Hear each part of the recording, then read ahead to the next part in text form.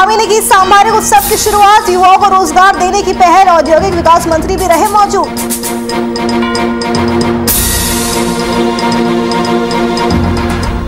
देहरादून में सीएम धामी ने ली शिक्षा विभाग की बैठक। प्रदेश के शिक्षा मंत्री अरविंद पांडे भी रहे मौजूद। शिक्षा विभाग में भर्तियों को लेकर की गई चर्चा।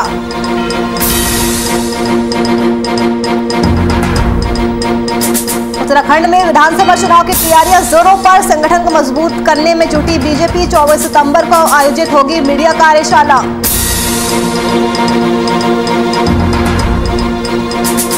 और जोशीमठ में करीब 555 दिन बाद खुले स्कूल। प्राथमिक स्कूलों में बच्चों की दिखी चहलकदमी। स्कूली बच्चों के चेहरों पर दिखाई दी खुशी।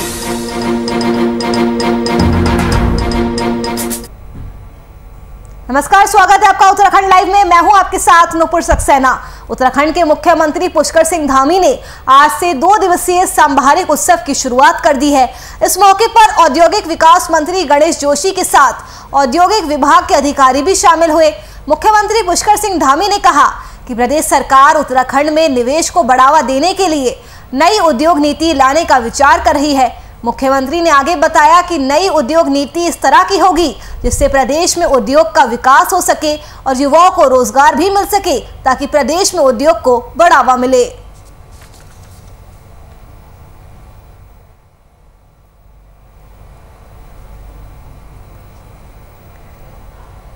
मुख्यमंत्री पुष्कर सिंह धामी ने आज 2 दिवसीय सामरिक उत्सव की शुरुआत की है। इस मौके पर औद्योगिक विकास मंत्री गणेश जोशी मौजूद रहे। इसके अलावा औद्योगिक विभाग के सभी अधिकारी भी शामिल हुए। तो वहीं इस दौरान मुख्यमंत्री पुष्कर सिंह धामी ने कहा कि प्रदेश सरकार उत्तराखंड में निवेश को बढ़ावा देने के लिए नई उद्योग नीति लाने का विचार कर रही है। मुख्यमंत्री पुष्कर सिंह धामी ने आगे बताया कि नई उद्योग नीति इस तरह से होगी जिससे प्रदेश में उद्योग का विकास हो सके और युवाओं को रोजगार मिल सके, ताकि प्रदेश में उद्योग को बढ़ावा मिल सके। तो मुख्यमंत्री ने सामरिक उत्सव की शुरुआत की है। 2 दिनों तक ये उत्सव चलने वाला है। निवेश बढ़ाने के लिए नई उद्योग नीति पर विचार किया जा रहा है। इस दौरान औद्योगिक विकास मंत्री भी मौजूद रहे। तो धामी सरकार पूरी कोशिश कर रही है किस तरह से युवाओं को ज़्यादा से ज़्यादा रोजगार मिल सके, प्रदेश में बेरोजगारी खत्म हो सके और प्रदेश में उद्योग को बढ़ावा मिल सके। और इसी कड़ी में मुख्यमंत्री ने सामरिक उत्सव की शुरुआत की है।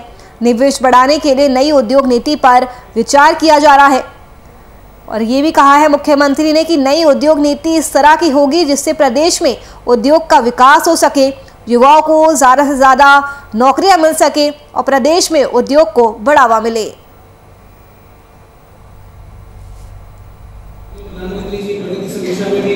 और आज का विधिवत रूप से आज उद्घाटन हो गया है। अगले 2 दिनों तक चलेगा और 2 दिन तक इसमें पूरी तरह से यहाँ पर इस पर चर्चा होने वाली है कि उत्तराखंड के अंदर जो हमारे जो प्रमुख जो हमारे प्रोडक्ट हैं, उन प्रोडक्टों को कैसे अधिक उनका जो है एक्सपोर्ट किया जाए, कैसे ज़्यादा उसको और बढ़ाया जाए। और उत्तराखंड राज्य में सर मैं बता दूं, राजधानी देहरादून के नानकसर गुरुद्वारे में मुख्यमंत्री पुष्कर सिंह धामी ने माथा टेका। इस मौके पर भारी संख्या में सिख समाज के लोग भी मौजूद रहे।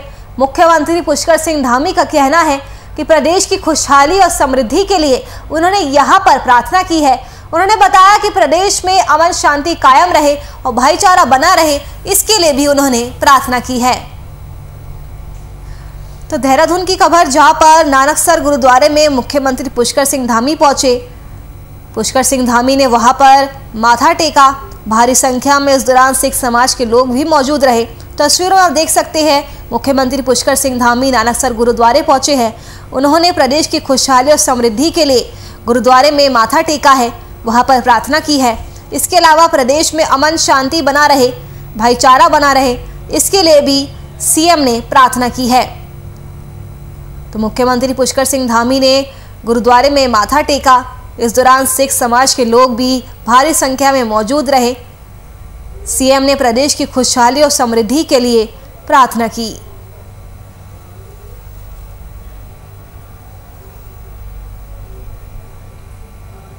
उत्तराखंड के मुख्यमंत्री पुष्कर सिंह धामी अब प्रदेश में शिक्षा व्यवस्था को और ज्यादा दुरुस्त करने में लग चुके हैं और इसी बीच आज मुख्यमंत्री शिक्षा व्यवस्था को लेकर उन्होंने बैठक की।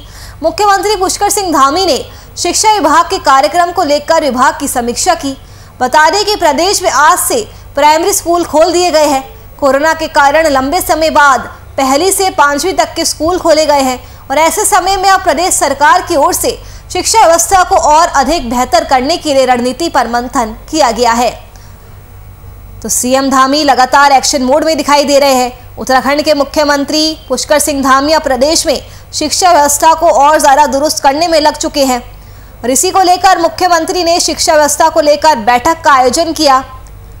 उन्होंने शिक्षा विभाग के कार्यक्रम को लेकर विभाग की समीक्षा की है। आपको बताते चले कि प्रदेश में आज से प्राइमरी स्कूल खोल दिए गए हैं।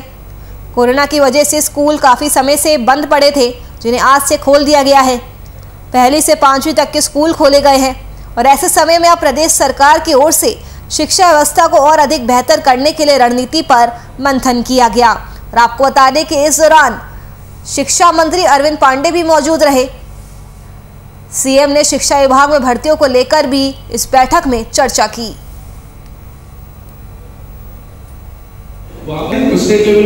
संबंधित जो भी समीक्षा है शिक्षा विभाग को और कैसे दुरुस्त कर सकते हैं और कैसे सुविधाएं दे सकते हैं, जो कुछ हम लोगों ने जो घोषणाएं शिक्षा विभाग से संबंधित की है हमारे नौनिहालों का भविष्य बनाने के लिए जो जरूरी है, उन सब पर हम लोग आज मंथन करेंगे। स्टेट लेवल का इवेंट है और इसके अलावा मेगा इवेंट हमारे 2 जिलों में उधम सिंह नगर और हरिद्वार में मनाया जाएगा।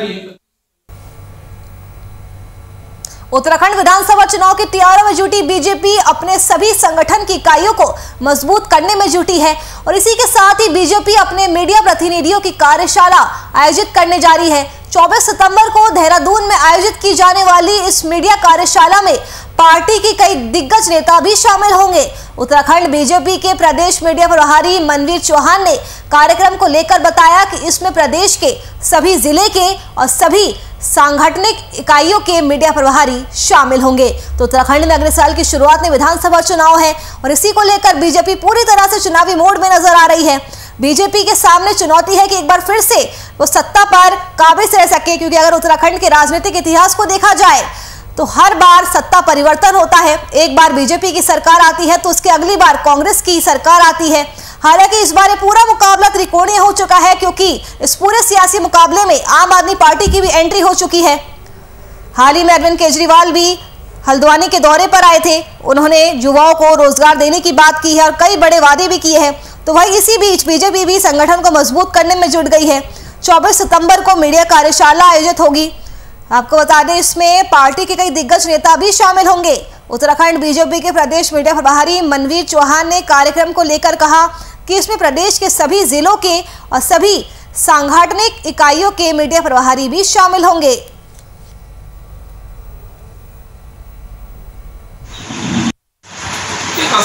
पर को भारतीय जनता पार्टी की प्रदेश स्तरीय मीडिया वर्कशॉप का एक आयोजन किया जा रहा है, जिसमें हमारे जिलों के मीडिया प्रभारी, सभी मोर्चों के प्रदेश के मीडिया प्रभारी और उनके जिलों के मीडिया प्रभारी भाग लेंगे और इसमें हमें हमारे राष्ट्रीय नेतृत्व के द्वारा मीडिया के जो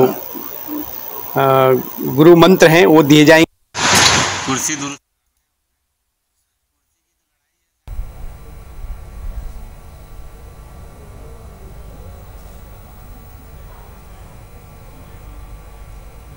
उच्च हिमालय तीर्थ सिख धर्म स्थल और आस्था केंद्र श्री लोकपाल हेमकुंड साहिब धाम में कोरोना गाइडलाइंस के तहत तीर्थ यात्रियों की आवाजाही धीरे धीरे रफ्तार पकड़ने लगी है।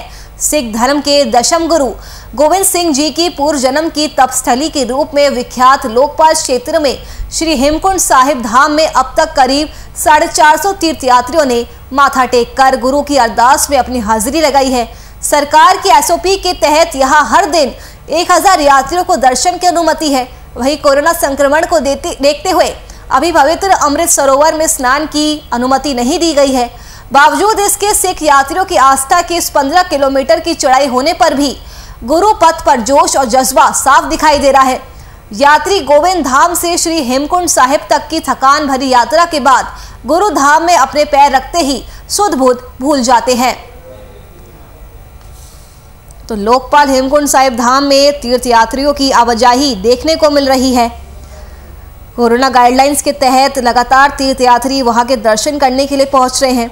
14,500 फीट की समुद्र तल से ऊंचाई पर स्थित सिख धर्म के दशम गुरु गोविंद सिंह जी की पूर्व जन्म की तपस्थली के रूप में प्रसिद्ध लोकपाल क्षेत्र में सुहावने मौसम के बीच हेमकुंड साहिब धाम में अब तक करीब 450 तीर्थयात्रियों ने मत्था टेक कर गुरु की अरदास में अपनी हाजिरी लगाई है।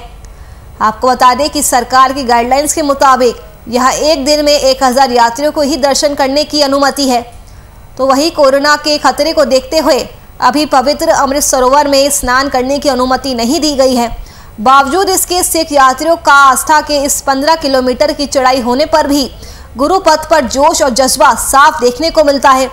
यात्री गोविंद धाम से श्री हेमकुंड साहिब तक की थकान भरी यात्रा के बाद गुरु धाम में अपने पैर रखते ही सारी थकान भूल जाते हैं।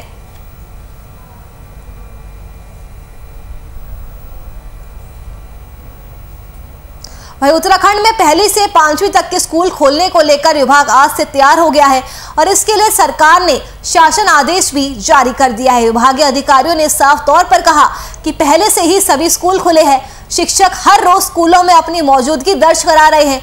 केवल बच्चों के आने की देर है, पर आज वे दिन भी आ चुका है जब प्राइमरी स्कूलों में भी बच्चे पहुंच गए हैं। लगभग 1.5 साल के बाद स्कूल खोलने से बच्चों में भी काफी ज्यादा उत्साह देखने को मिल रहा है और अध्यापक भी ये मान रहे हैं कि स्कूल खुलना बहुत जरूरी थे, क्योंकि इससे बच्चों की पढ़ाई का नुकसान हो रहा था। हालांकि अध्यापकों में अभी भी कोरोना का डर देखने को मिल रहा है। तो आज से उत्तराखंड में प्राइमरी स्कूल खोल दिए गए हैं। इसको लेकर सरकार ने गाइडलाइंस भी जारी कर दी है। अधिकारियों ने साफ तौर पर कहा है कि पहले से ही सभी स्कूल खुले हुए हैं। शिक्षक हर रोज स्कूलों में अपनी मौजूदगी दर्ज करा रहे हैं। केवल बच्चों के आने की देरी थी, वो भी अब दूर हो चुकी है। 1.5 साल के बाद स्कूल खुलने से बच्चों के चेहरों पर भी काफ़ी ज़्यादा खुशी देखने को मिल रही है। बच्चों में भी काफ़ी ज़्यादा उत्साह देखने को मिल रहा है। तो उत्तराखंड में कोरोना संक्रमण के कारण लंबे समय से बंद रहे प्राइमरी स्कूलों को आज से खोल दिया गया है। महीनों तक बंद रहने के बाद पहली से 5वीं कक्षाओं के लिए आज से स्कूल खोले गए हैं। स्कूलों को खोलने के लिए विशेष तैयारियां भी की गई है। गाइडलाइंस की अगर बात करें तो स्कूली शिक्षा विभाग ने स्कूल संचालकों को कोविड गाइडलाइंस का सख्ती से पालन करने को कहा है। इस संबंध में शिक्षा विभाग ने आदेश जारी किया है।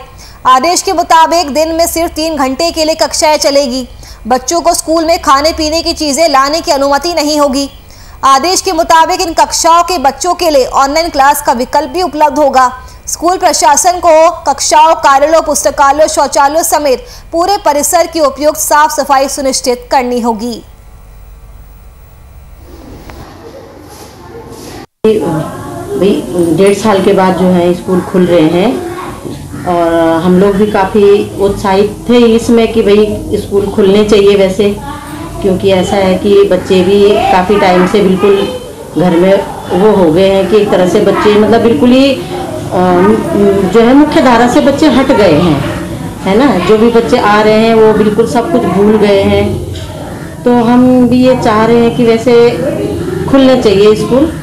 और पिछले मतलब कल जो है हमने मीटिंग भी रखवाई, पेरेंट्स मीटिंग रखवाई थी इस बारे में, और विभाग के आदेशानुसार हमने उनसे शपथ पत्र जो है भरवाए थे।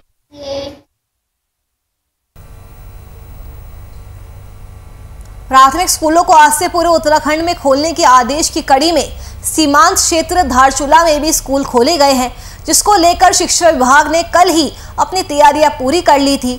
स्कूलों को पूरी तरह से सैनिटाइज किया गया है। स्कूल प्रधानाचार्य आभा ने बताया कि आज से हमने सरकार के आदेश और कोविड-19 के अनुपालन में स्कूल खोले हैं। सभी छात्रों को सरकार द्वारा जारी गाइडलाइंस का पालन कराते हुए कक्षाएं चलाई जा रही है। पहली से 5वीं तक की कक्षाएं 3 घंटे ही चलेगी और बच्चों से मिलकर आज बहुत खुशी हो रही है। तो वहीं बच्चों में भी काफ़ी ज़्यादा उत्साह देखने को मिल रहा है। तो धारचूला में भी प्राइमरी स्कूल खोल दिए गए हैं। स्कूलों को पूरी तरह से सैनिटाइज किया गया है। इस मौके पर बच्चों में भी काफ़ी ज़्यादा खुशी देखने को मिल रही है, क्योंकि काफ़ी समय से स्कूल कोरोना संक्रमण की वजह से बंद चल रहे थे। आपको बता दें कि स्कूलों में सभी के लिए मास्क लगाना अनिवार्य है। इसके अलावा सोशल डिस्टेंसिंग का पालन करने को लेकर भी कहा गया है। दिन में सिर्फ 3 घंटे के लिए ही कक्षाएं लगेगी। बच्चों को स्कूल में खाने पीने की चीज़ें लाने की परमिशन नहीं है। इसके अलावा बच्चों को स्कूल भेजना है या नहीं, ये उनके अभिभावकों पर ही निर्भर करेगा। अभिभावकों की परमिशन के बाद ही बच्चों को स्कूल में आने की अनुमति दी जाएगी।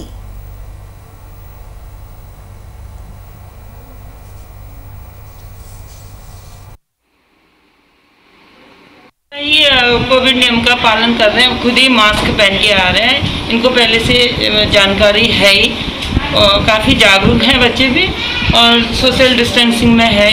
और बच्चों में बहुत ज़्यादा उत्साह है, बहुत ज़्यादा उनके चेहरे में इतना मतलब इतनी खुशी लग रही है। उनको देखिए हमें इतनी खुशी हुई, हम भी इन बच्चों से जो है आज मिल पाए हैं इतने महीने बाद, बहुत अच्छा लगा। बच्चे आ रहे हैं, कुछ बच्चे आए हैं, कुछ बच्चे शायद कल से भी आएंगे। बच्चे खुश हैं, पर विद्यालय चल रहा है तो काफ़ी समय बाद बच्चे प्रसन्न तो होंगे। कोविड के अनुपालन के लिए हमने फर्स्ट ऑफ ऑल तो कल विद्यालय में साफ़ सफाई करवाई, सैनिटाइज करवाया, और बच्चों से ये कहा गया है कि मास्क के साथ विद्यालय आएँ।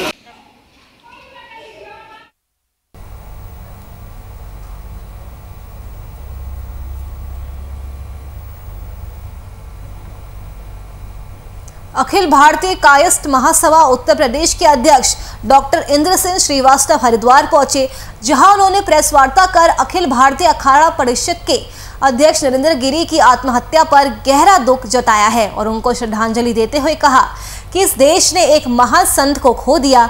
उन्होंने आगे कहा कि कायस्थ जाति के उत्थान के लिए पिछले कई सालों से वे लगातार कार्य कर रहे हैं और अभी तक सभी ने देखा है कि ज़्यादातर कायस्थ आईपीएस और इंजीनियरिंग में देखने को मिलते हैं, लेकिन हम चाहते हैं कि कायस्थों को अपनी भूमिका राजनीति में भी बढ़ानी होगी, क्योंकि जिस तरह से अन्य जातियों को अन्य पिछड़ा वर्ग के आरक्षण का दर्जा दिया गया है, उसी तर्ज पर हम केंद्र और राज्य सरकार से मांग करते हैं कि कायस्थों को भी अन्य पिछड़ा वर्ग में सम्मिलित कर देश की मुख्य धारा में शामिल किया जाए, जिससे कि समाज के अत्यंत गरीब और पिछड़े लोगों को आगे आने का मौका मिल सके।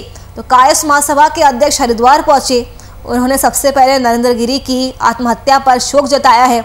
इसके अलावा उन्होंने कायस्थ समाज को आरक्षण देने की भी मांग रखी है। उन्होंने कहा कि कायस्थ जाति के उत्थान के लिए वे पिछले कई सालों से काम कर रहे हैं और अभी तक सभी ने देखा है कि ज़्यादातर कायस्थ आईपीएस और इंजीनियरिंग में देखने को मिलते हैं, लेकिन हम ये चाहते हैं कि कायस्थों को अपनी भूमिका राजनीति में भी बढ़ानी चाहिए, क्योंकि जिस तरह से अन्य जातियों को अन्य पिछड़ा वर्ग के आरक्षण का दर्जा दिया गया है, उसी तर्ज पर हम केंद्र और राज्य सरकार से मांग करते हैं कि कायस्थों को भी अन्य पिछड़ा वर्ग में शामिल कर देश की मुख्य धारा से जोड़ा जाए, जिससे कि समाज के अत्यंत गरीब और पिछड़े लोगों को आगे आने का मौका मिल सके। इंद्र सिंह श्रीवास्तव को यहाँ देहरादून में, तो मैं यहाँ हरिद्वार आया हूँ और हमारा मूल है कि हम लोग ओबीसी में शामिल होने के लिए मुहिम चला रहे हैं। उसके तहत हम लोग यहाँ भी चाहेंगे कि उत्तराखंड की सरकार भी हमको ओबीसी में जगह दे, तो इसीलिए हम आपसे बात करने यहाँ। इसके लिए हम यहाँ के जो पॉलिटिकल पार्टी मोस्टली यहाँ दो ही राजनीतिक दल काम करते हैं, कांग्रेस और भाजपा, हम दोनों के संपर्क में हैं। दोनों जो हमको ज़्यादा भागीदारी देगा हम उसके साथ जाएंगे, हम उसका प्रचार करेंगे।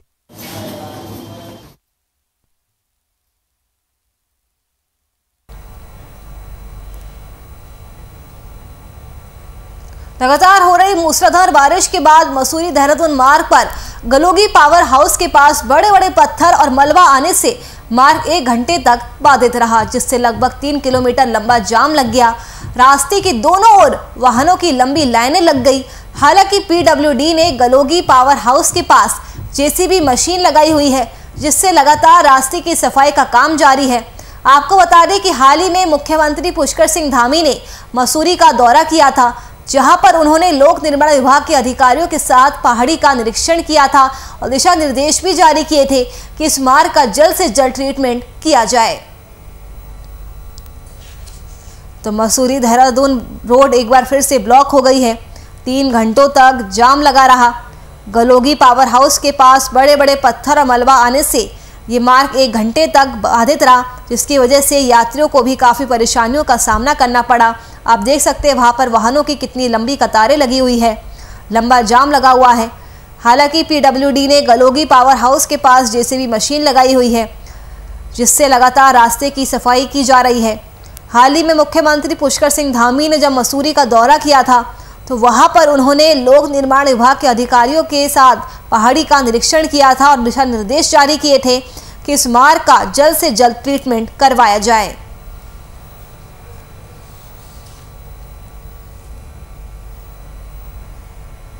पुलिस और जनता के बीच खाई को पाटने के लिए जिले भर में पुलिस द्वारा जन संवाद कार्यक्रम का आयोजन किया जा रहा है और इसी के तहत आज लालकुआं कोतवाली परिसर में पुलिस ने जनप्रतिनिधियों और ग्रामीणों के साथ बैठक कर उनकी समस्याओं का हल करने और आपराधिक घटनाओं को रोकने के साथ साथ पुलिस सूचना तंत्र बढ़ाने के लिए लोगों के बीच जनसंवाद किया।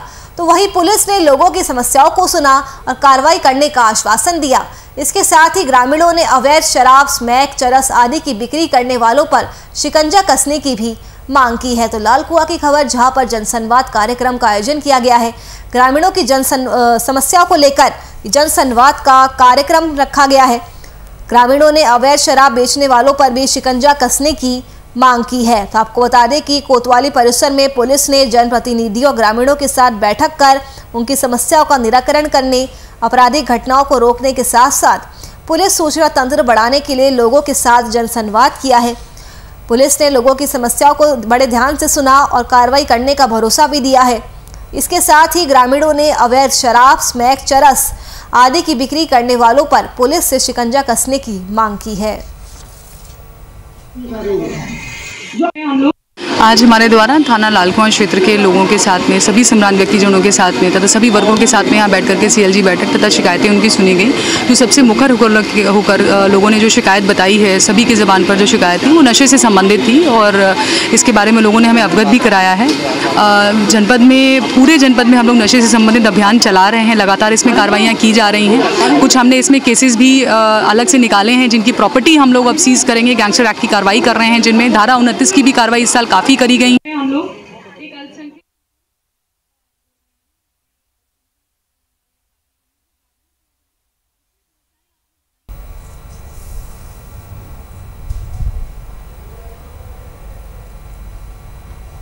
वहीं पौड़ी जिले की हर विधानसभा सीट पर आम आदमी पार्टी की पकड़ को मजबूत करने के लिए आम आदमी पार्टी के नेता और CM पद के उम्मीदवार कर्नल अजय कोटियाल पौड़ी जिले पर सबसे ज्यादा फोकस कर रहे हैं और जिले में आम आदमी पार्टी का जनाधार बढ़ा रहे हैं। आप नेता कर्नल अजय कोटियाल ने आज पौड़ी जिले के पाबो ब्लॉक में पहुंचकर अपने भव्य रोड शो किया और लोगों से उन्होंने वोट मांगे। इस दौरान जनसभा में कांग्रेस कार्यकाल में रहे पूर्व राज्य मंत्री गणेश चंद्रा समेत कई लोगों ने आम आदमी पार्टी की सदस्यता ली। वहीं कर्नल अजय कोटियाल ने लोगों से इस बार तीसरे विकल्प पर भरोसा जताने की अपील की है जिससे उत्तराखंड की तस्वीर बदल सके। आपने हर घर में एक सदस्य को रोजगार देने समेत 300 यूनिट फ्री बिजली देने जैसे बड़े दावे किए हैं। तो आम आदमी पार्टी के नेता और CM पद के उम्मीदवार कर्नल अजय कोटियाल पौड़ी जिले पर ज्यादा फोकस कर रहे हैं। आज उन्होंने वहां पर रोड शो भी किया है। इसके अलावा वो लगातार जिले में आम आदमी पार्टी का जनाधार बढ़ा रहे हैं और इसी कड़ी में कांग्रेस के कार्यकाल में रहे पूर्व राज्य मंत्री गणेश चंद्रा समेत कई लोगों ने आम आदमी पार्टी का दामन थामा है। तो वहीं कर्नल अजय कोटियाल ने लोगों से इस बार तीसरे विकल्प पर भरोसा जताने की अपील की है जिससे कि उत्तराखंड की तस्वीर बदल सके। आपको बताते चले कि उत्तराखंड में अगले साल की शुरुआत में विधानसभा चुनाव है। इसी को लेकर आम आदमी पार्टी भी पूरी तरह से तैयारियों में जुट चुकी है। हाल ही में अरविंद केजरीवाल हल्द्वानी में आए थे। वहां पर उन्होंने रोजगार कार्ड चला था। उन्होंने युवाओं से बड़े वादे किए थे। उन्होंने युवाओं को बेरोजगारी भत्ता देने की भी बात कही थी। विधानसभा श्रीनगर चौहान जी को मजबूती देंगे। आम आदमी पार्टी क्या कर रही है, जगह जगह जाकर के लोगों से मिल रही है, लोगों को अपने काम करने के तरीके समझा रही है और लोग क्या चाहते हैं उन पॉइंट्स को लेकर के आ रही है ताकि जो मैनिफेस्टो जो बनाया जाता है तो जनता की आवाज़ सुन के कैसे मैनिफेस्टो को हम प्रायोरिटी की चीज़ को देंगे वो करा जाए।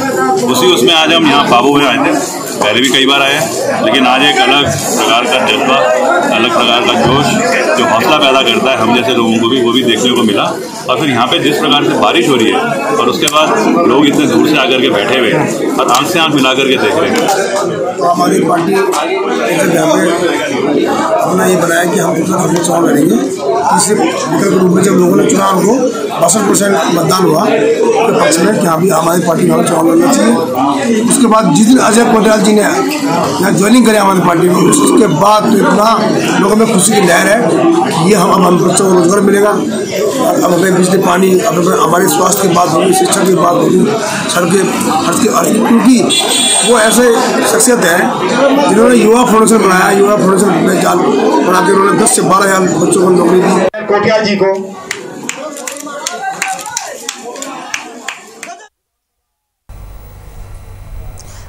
महामारी की वजह से पिछले 555 दिनों के अज्ञातवास के बाद आज सूबे की आखिरी सीमांत ब्लॉक जोशीमठ के नगरीय और दूर में स्थित ग्रामीण इलाकों में प्राथमिक स्कूलों में बच्चों की चहलकदमी देखने को मिली।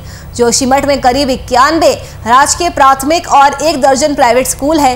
दूरस्थ क्षेत्र कल्प घाटी के प्राथमिक विद्यालय भेटा के साथ तमाम नगरीय प्राथमिक स्कूलों में स्कूली बच्चों के चेहरे पर खुशी साफ देखी गई। बीते साल 14 मार्च 2020 से कोरोना संक्रमण के चलते सभी सरकारी और गैर सरकारी स्कूलों में ताले लटक गए थे। चलिए फिलहाल के लिए इस बुलेटिन में मेरे साथ बस इतना ही। देश और दुनिया की तमाम खबरों के लिए आप बने रहिए हमारे साथ। नमस्कार।